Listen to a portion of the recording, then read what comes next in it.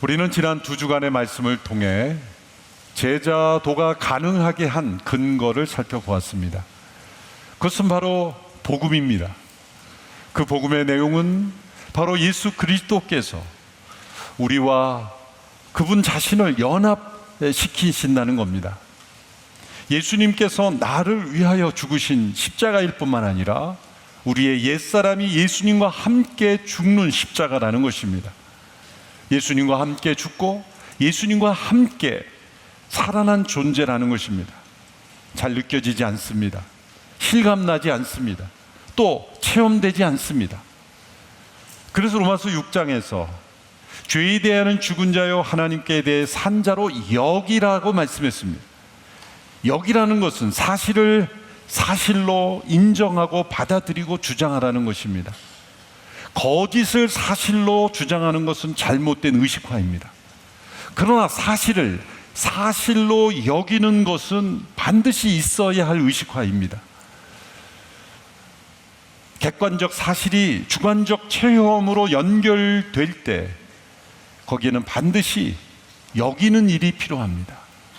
우리는 사실을 사실대로 인정하지 않는 거짓에 속고 살기 때문입니다. 지난주 말씀 요한복음 15장의 말씀을 통해서는 우리는 포도나무에 붙어있는 가지와 같다고 말씀합니다. 그러므로 우리는 우리 스스로가 열매를 맺는 것이 아니라 포도나무 되신 그분께 붙어 있음으로써만 열매를 맺을 수 있는 것이다. 우리의 정체성은 가지이기에 우리의 사명은 그분께 붙어 있는 것이다. 연결되어 있는 것이다. 그분 안에 머무는 것이다 라는 것을 우리에게 상기시켜 주었습니다. 로마서 6장과 요한복음 15장의 말씀은 서로 연결되는 말씀입니다. 그것은 바로 예수 그리스도와의 연합입니다.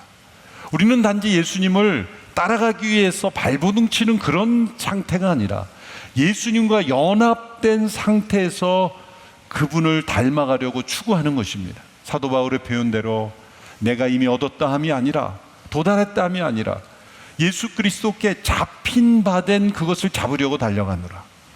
우리 모두는 예수님께 붙잡힌 바가 되었다는 것입니다. 내가 먼저 붙잡으려고 한 것이 아니라 주님께서 나를 먼저 붙잡으신 것, 그것을 깨닫는 것이 믿음이고 그것을 받아들이는 것이 제자의 삶입니다. 그래서 내가 어떤 노력을 행하기 전에 그리스도께서 행하신 일을 받아들일 뿐만 아니라 그 예수님과 내가 연합되었다는 사실을 깨닫고 받아들이고 인정하는 것, 그것이 제자도의 출발이라는 것을 지난 2주를 통해 말씀을 들었습니다. 오늘 시편 42편은 이런 하나님께서 예수님을 통해 이루신 객관적 사실과 나의 삶에 이루어지는 주관적 체험 사이의 다리 역할을 하는 것을 말씀합니다. 그것은 바로 우리 안에 일어나는 갈망이라는 것입니다. 하나님께서는 우리를 갈망하는 존재로 만드셨습니다. 우리는 아무것도 갈망하지 않는 사람이 아닙니다. 반드시 무엇인가를 갈망합니다. 사람들의 마음속에는 의미를 갈망합니다. 사람들은 무엇인가 의미를 추구합니다. 아무렇게나 살아가는 것 같지만 나름대로의 의미를 갖고 살아갑니다. 사람들은 영광을 갈망합니다. 사람들은 원래 영광스러운 존재로 지음받았기 때문에 사람들은 영광을 추구하죠. 오직 인간만이 경쟁을 통해 상을 줍니다. 운동을 통해 누가 더 빨리 달리느냐, 누가 더 높이 뛰느냐, 누가 더 많이 골을 넣느냐 가지고 우리는 흥분하면서 그리고 축하하면서 기쁨을 누리지 않습니까? 그 골 하나 더 넣고 조금 0점 몇몇 초 조금 더 빨리 다니는 게 뭐 그렇게 대단하다고. 여러분 아프리카에 있는 코뿔소들이 누가 더 빨리 내나 경쟁에서 상 주는 거 봤습니까? 인간보다 더 빨리 달리는 동물들도 그러한 경쟁을 통해 상 주는 일이 없습니다. 그럼 오직 인간만이 그래 잘했다 칭찬하고 영광스럽게 축복하는 이 문화, 그것은 인간이 영광스러운 존재라는 것을 보여주는 거예요. 그러므로 그 영광에 대한 갈망이 있는 겁니다. 그래서 명예에 대한 갈망이 있는 것입니다. 이 모든 갈망의 근원은 바로 하나님께 대한 갈망이어야 합니다. 만일 이것이 하나님께 대한 갈망에서 벗어나면 그 모든 갈망은 이 우리를 비참하게 만드는 것들이 되어버립니다. 중독이 되어버리고 그리고 우리를 피폐하게 만들어 버리는 것입니다. 예수 그리스도를 따르는 제자의 삶에 있어서 우리에게 있어야 될 가장 중요한 것, 우리는 주님께 대한, 그분에 대한 갈망이 있어야 한다는 겁니다. 참된 신앙에는 바로 이러한 갈망이 있습니다. 미국의 대각성 운동과 부흥운동이 일어날 때 사람들이 그 모습을 바라보면서 저 사람들이 너무 감정적으로 치우치는 것이 아닌가라고 비판하는 이들이 있었습니다. 그럴 때 청교도이자 목회이자 학자였던 조나단 에드워드는 그렇지 않습니다. 참된 신앙에는 이런 정서적인, 감정적인 반응이 분명히 포함되어야 합니다 라고 주장하면서 유명한 Religious Affections라는 책을 썼죠. 1747년에 쓰여진 이 책은 기독교 역사에서 영성에 관한 아주 중요한 책입니다. 동시에 그는 모든 감정이 다 하나님께로부터 오는 것이 아닙니다. 모든 감정이 다 거룩한 정서는 아닙니다. 분별해야 합니다. 12가지 분별의 원칙들을 잘 설명했습니다. 그분이 이 책을 쓰면서 자주 인용한 말씀이 바로 오늘 본문 시편 42편의 말씀입니다. 참된 신앙 안에는 지식적인 영역만이 아니라, 의지적인 영역만이 아니라 우리의 마음을 움직이고 우리를 달려가게 하는 정서적인 영역이 분명히 존재한다는 것을 알려주고 있습니다. 오늘 시편 42편은 한 사슴을 등장시켜서 이 갈망을 우리에게 설명하고 있습니다. 시편의 말씀은 대개 하나님을 찬양하는 고백으로 시작합니다. 할렐루야, 하나님을 높이고 그분의 영광을 찬양하는 것으로 시작하는데 동물로 시작하는 것은 42편이 유일합니다. 목이 말라 헐떡거리며 물을 찾는 한 사슴으로 자신의 모습을 비유합니다. 여러분, 사슴은 조용한 동물로 알려졌습니다. 어지간해서 소리를 잘 내지 않는다고 합니다. 그런데 헐떡거리면서 물을 찾는 이 모습, 사슴의 모든 몸이 다 목마른 것입니다. 그처럼 우리의 전 존재가 하나님의 임재를 갈망하는 모습, 주님의 임재를 갈망하는 그러한 그 우리의 상태가 예수 그리스도를 따르는 제자의 삶에 있어야 한다는 겁니다. 그러므로 이 사슴이 알려주는 제자의 비밀은 무엇입니까? 우리 안에 이 갈망이 깨어나는 자리가 곧 그리스도를 따르는 발걸음의 시작이라는 것입니다.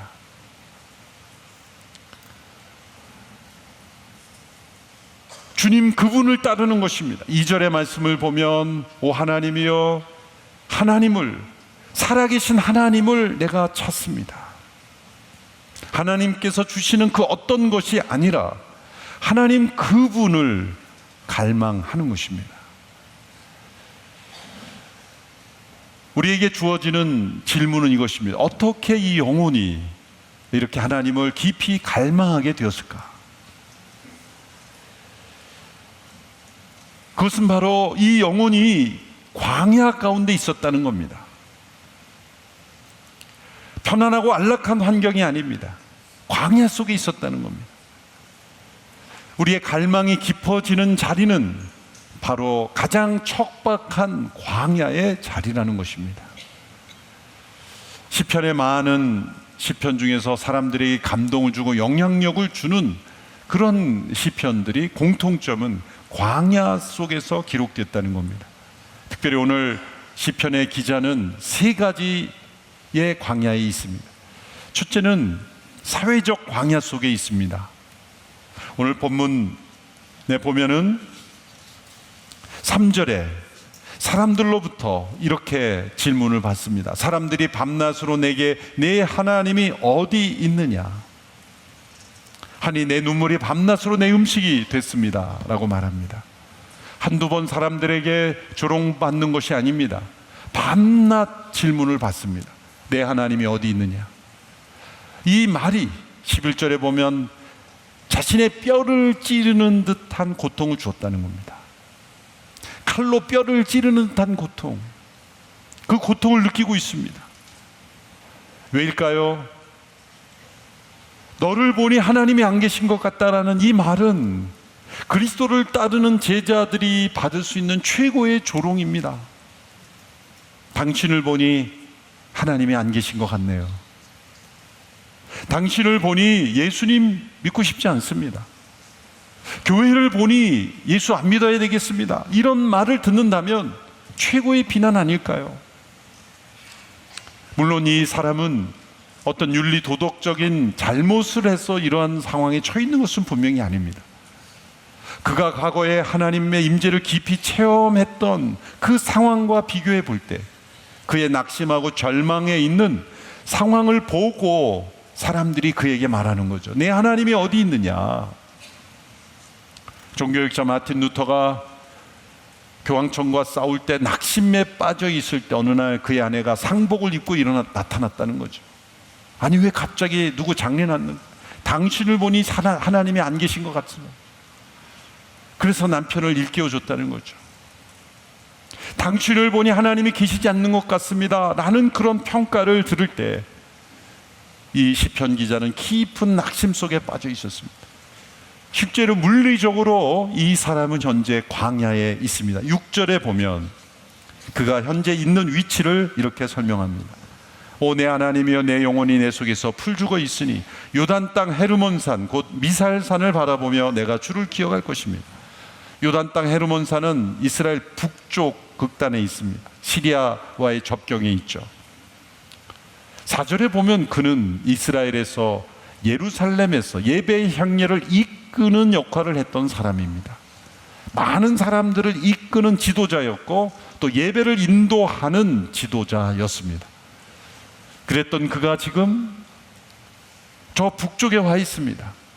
어떤 이유인지 정확하지는 않습니다. 어떤 학자들은 그는 틀림없이 다윗이 아들 압살롬의 반역에 의해서 쫓겨 도망 다닐 때 다윗과 함께 이곳에 와 있는 고라 자손일 것이다 라고 추정하기도 합니다. 분명한 것은 그가 마땅히 있어야 될 곳에 있지 못했다는 겁니다. 자신이 마땅히 있어야 될 위치에 있지 못할 때, 자신이 마땅히 행해야 될 것을 행하지 못할 때, 자신에게 주어진 부르심에 순종하지 못할 때 우리에게는 광야가 찾아오는 것이죠. 그런데 역설적으로 바로 그 광야에서 그의 갈망이 더 깊어졌다는 겁니다. 또한 그의 내면에도 깊은 영적 광야가 있습니다. 5절과 11절에 반복되는 표현들을 보십시오. 오 내 영혼아 왜 그렇게 불이 죽어 있느냐? 왜 이렇게 내 속에서 불안해하느냐? 마음속에 있는 낙심과 이 불안이 그의 영혼을 사로잡고 있습니다. 이것을 우리는 영적 침체라고 말할 수가 있습니다. 영적 매너리즘과 침체는 다른 것입니다. 매너리즘은 갈망 자체가 없는 것입니다. 간절히 원하는 소원 자체가 없어져 버리는 것을 매너리즘이라고 말합니다. 우리가 이런 매너리즘에 빠진 채로 예배에 정기적으로 출석도 할 수 있습니다. 그저 습관대로 예배 드리지만 마음속에 예배에 대한 감격, 갈망이 없이도 우리는 예배 드릴 수 있습니다. 그러나 침체는 예배지에 나올 때 자신이 예배를 통해 경험했던 그 하나님의 임재하심, 깊은 하나님과의 친밀함, 그것이 내 안에 없음으로 인하여 낙심되고 절망스럽고 안타까워할 때 그것을 침체라고 말하는 겁니다. 여러분 안에 이러한 낙심과 불안이 있다면 영적 침체입니다. 이런 갈급함이 있다면 그것은 도리어 건강한 영혼의 신호입니다. 때로 어떤 성도님들이 이런 질문합니다. 저는 성경을 보면서 너무 의심이 많이 들어요. 제가 과연 구원받을 수 있을까요? 저는 그런 분을 만나면 반드시 이렇게 말씀해 줍니다. 성도님, 구원받지 못한 분은 절대로 그런 고민하지 않습니다. 고민 자체가 없습니다. 성경을 하나님의 말씀으로 받아들이지 않는 사람은 관심조차 없습니다. 그러므로 의심도 없습니다. 그러므로 성도님 안에 있는 그런 의심, 그런 질문, 그러한 불안은 갈망의 표현입니다. 하나님의 말씀을 믿고 그대로 살고 싶지만 믿어지지 않는 것, 또한 내가 구원받은 자로 그리스도의 제자로 살고 싶지만 내가 구원의 확신이 없음으로 인해 생기는 불안함, 여러분, 이것은 갈망입니다. 영적 침체이지 구원받지 못했다는 증거가 아닙니다. 여러분 안에 구원의 확신이 없다고 불안해하지 마십시오. 내가 구원받은지 받았는지 안 받았는지 고민하는 사람은 저는 구원받은 사람이라고 믿습니다. 구원받았으니 그걸 확신하고 싶은 거예요. 하나님이 붙잡아 주시는 것입니다. 또한 말씀을 보고 의심이 난다고 불안해하지 마십시오. 하나님은 우리에게 그러한 질문을 통해서 깨우쳐 주시기를 원하시는 하나님이십니다. 바로 갈망입니다. 이러한 침체, 여러분, 이것은 하나님께 가까이 나갈 때 느끼는 이들입니다. 느끼는 사람들이 경험하는 것입니다. 하나님과 친밀하게 동행하는 사람이 깊은 침체를 겪습니다. 하나님을 전혀 믿지 않거나 하나님과 동행해 본 적이 없는 분들은 이런 침체를 경험하지 않습니다. 그러면 시편 42편의 이 경험은 그가 예배를 인도하며 하나님을 깊이 경험하며 하나님을 깊이 사모하고 동행했던 영혼이기 때문에 이 침체를 겪고 있다는 겁니다. 그래서 믿음의 선배들은 이러한 상태를 가리켜 영혼의 어두운 밤이라는 표현을 씁니다. 17세기에 십자가의 성 요한이라는 분이 영혼의 어두운 밤이라는 표현을 썼습니다. 이러한 상태에 있는 사람들을 성령께서 내버려 두시지 않습니다. 성령께서 그들의 갈망 가운데 역사하셔서 그 갈망으로부터 더 나아갈 수 있도록 역사하십니다. 주저앉도록 하지 않습니다. 이렇게 낙심과 불안과 그리고 깊은 좌절 가운데 있지만 성령님의 역사는 바로 하나님이 행하신 일을 기억하는 것으로부터 출발합니다. 그래서 6절에 보면 내가 주님을 기억합니다. 과거에 주님을 예배하였던 기억, 주님을 뜨겁게 헌신하였던 기억, 그리고 하나님 앞에 쓰임받았던 기억들을 되새깁니다. 여러분이 그러한 침체 가운데 있다면 여러분이 예수님을 처음 만나셨을 때의 기억, 눈물 흘리며 주님 앞에 기도했던 기억, 주님을 사랑한다고 고백하였던 그 기억을 되새겨 보십시오. 거기서부터 출발합니다. 그리고 이 영혼은 자신의 영혼을 향하여 말하기 시작합니다. 그리고 책망합니다. 그리고 더 나아가 명령합니다. 내 영혼아 어찌하여 내 속에서 불안해하느냐? 어찌겠어 내 속에서 풀이 죽어 있느냐? 너는 하나님을 바라라. 이렇게 명령하며 책망하고 있습니다. 지금 이 영혼이 누구에게 말하고 있습니까? 자기 자신에게 말하고 있습니다. 영국 왕실의 주치였던 후에 목회자가 되었던 웨스트민스터 채플의 마틴 노이존스 목사님이 영적 침체라는 주제의 글을 쓰면서 이 42편을 해설하며 이렇게 요약을 했습니다. 잘 들어보십시오. 영적 침체의 원인은 우리가 우리 자신에게 말하지 않고 우리 자신이 우리에게 말하도록 허용하는 것이다. 그 말이 그 말이죠. 그 말이 그 말입니다. 그런데 그 말이 그 말이 아닙니다. 제가 풀어서 설명해 드리겠습니다. 영적 침체의 원인이 왜 찾아오는가? 우리가 우리 자신에게 주도적으로 말하지 않고 우리 자신이 우리에게 말하도록 수동적으로 허용하기 때문이다라는 겁니다. 조금 더 풀어 설명하면 예수 그리스도를 믿는 순간 우리 안에는 성령님의 역사로 새 사람이 태어납니다. 우리의 옛사람은 십자가에 죽은 존재입니다. 그러나 여전히 우리 안에 존재합니다. 로마서 7장의 말씀처럼 로마서 6장에서 예수 그리스도와 연합된 존재라고 말씀했는데 로마서 7장에 보면 사도 바울이 내 안에 갈등이 있다고 말합니다. 옛사람과 새사람이 싸우는 갈등입니다. 그런데 이 새 사람이 옛사람을 향하여 명하고 그리고 계속해서 말을 함으로 주도적으로 끌고 가지 아니하면 옛사람이 스멀스멀 계속 말을 합니다. 옛사람이 새사람에게 계속 말하도록 허용하면 우리는 하루 아침에 눈을 떠서 잠자리에 들 때까지 계속 옛사람의 영향력 가운데 살게 되는 겁니다. 그래서 로마서 6장에서 여기라, 너는 죄에 대해 죽은 자요 하나님께서는 산 자로 여기라, 옛사람을 향하여 너는 죽은 자다, 나는 가지다, 끊임없이 그렇게 말하라는 겁니다. 선포하라는 것입니다. 하루의 일과를 되새겨 보십시오. 아무하고도 대화하지 않을지라도, 혼자 침묵 속에 있다고 할지라도 그렇지 않습니다. 자기가 자신에게 말하고 있습니다. 우리는 끊임없이 자기의 말을 듣고 삽니다. 그런데 그 말은 대부분 옛자의 영향력에서 나오는 말들입니다. 낙심과 불안, 염려와 근심, 하나님을 더 갈망하는 언어가 아닌 하나님께 멀어지는 단어들입니다. 그러므로 아무도 만나지 않고 홀로 있을 때 우리는 가장 대면하기 싫은 자기 자신을 만나는 겁니다. 그럴 때 내 영혼아 어찌하여 내 속에서 불안해하느냐, 너는 하나님을 바라라, 이렇게 강력하게 명령하고 선포하지 않으면 우리는 옛사람에 사로잡혀 살아가게 되는 겁니다. 그래서 이 시편 기자가 내 영혼아 내 영혼아 그렇게 선포하기 시작할 때 그 침체로부터 벗어나서 그의 발걸음이 그리스도를 따르는 제자의 발걸음으로 변화되고, 그 갈망이 익어가는 자리는 바로 찬송하는 자리가 됩니다. 5절 마지막 부분에 보면 내가 오히려 하나님을 찬양하리로다.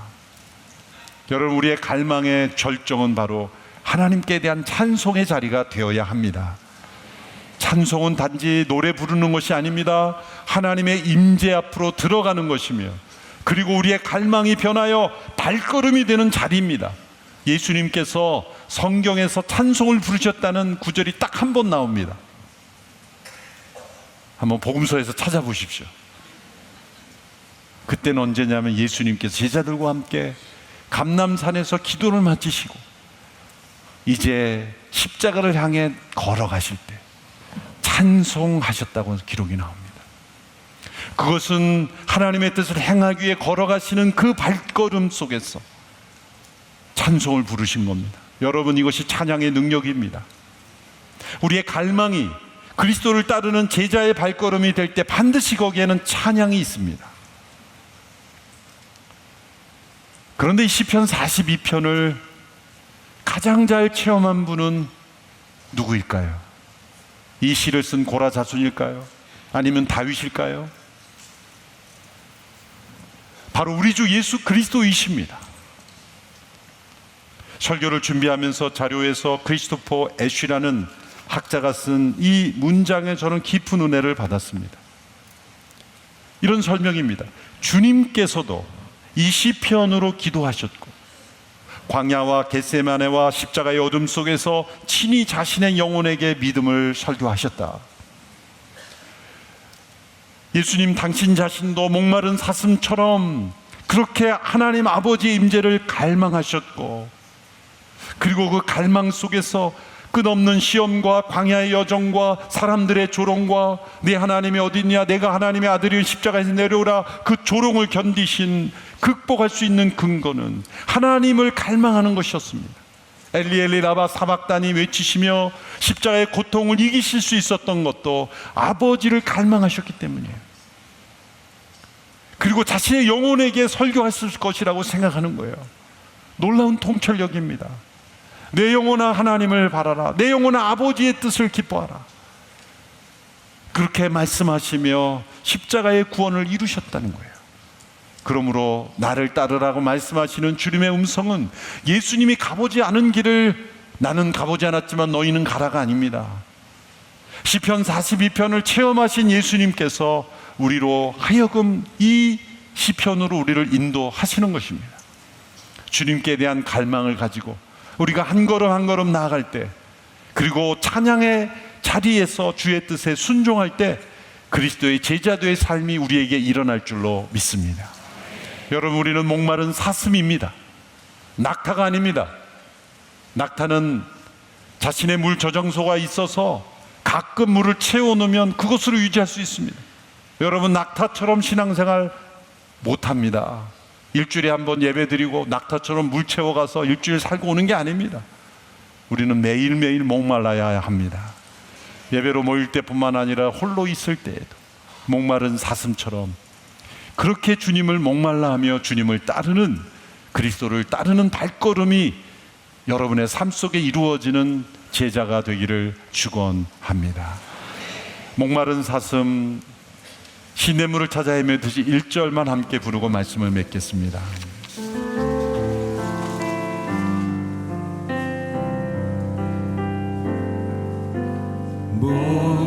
목마른 사슴 시냇물을 찾아 헤매듯이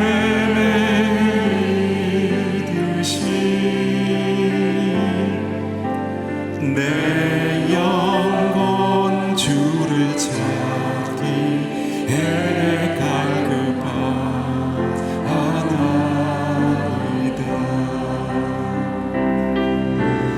주님만이 나의 힘, 나의 방패, 나의 장소만, 나의 몸 정성 다바 져서 주님 곁배합니다. 주님만이 나의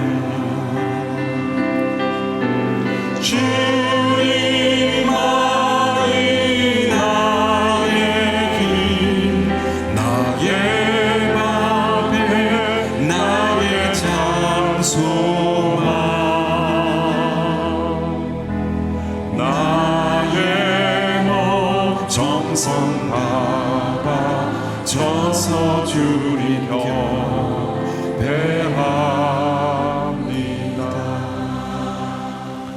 목마른 사슴 시냇물을 찾아 헐떡거리며 물을 찾아 헤매이듯이 우리의 영혼이 주를 찾는 목마른 사슴임을 고백합니다. 날마다 주를 갈망하기에 주와 더불어 동행하는 제자의 삶을 살게 하여 주시옵시고, 날마다 우리의 갈망이 순종으로 나아가고 또한 찬양의 자리로 나아가는 저희들이 되게 하여 주시옵소서. 예수님의 이름으로 기도합나이다. 아멘.